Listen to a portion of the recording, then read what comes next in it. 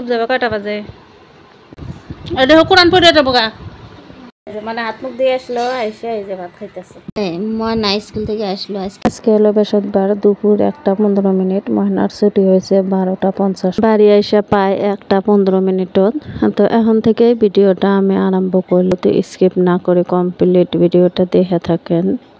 ময়না dress change করে হাত মুখ দিয়ে আইসো, হাত মুখ দিয়ে এসে ভাত খাও। সর্দি নাকছে, এই সারা রাত ফ্যান চালু করে দিয়ে ওই ফ্যান আর বন্ধ করবে দেয় না, গরমও কিন্তু সে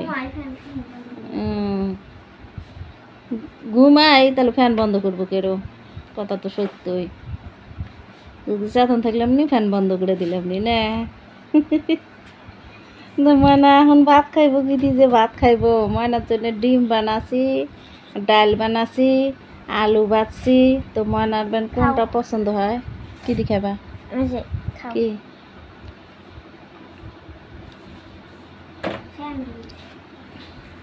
না না না, যাও হাত মুখ দিয়ে এসো। দূর দূর দূর না, ওলে আমি খাই নাই।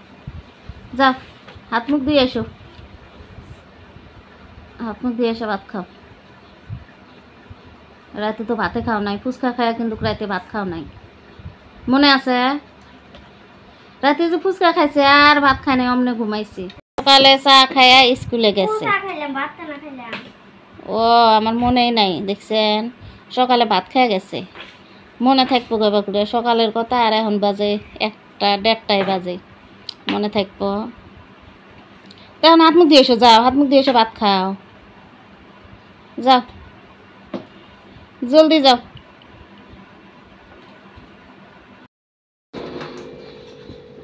যাও আমি ভাত নিয়ে যাই।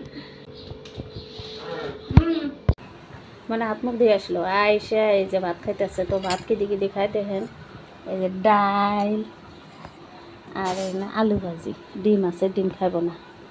ডিম খাইব না কে? ঠান্ডা ডিম, ঠান্ডা দিয়ে খাবো না, গরম করে দিবে চাইলাম। মানে ঠান্ডা মানে কি 12টা 12:30 মধ্যে রাঁধেছি।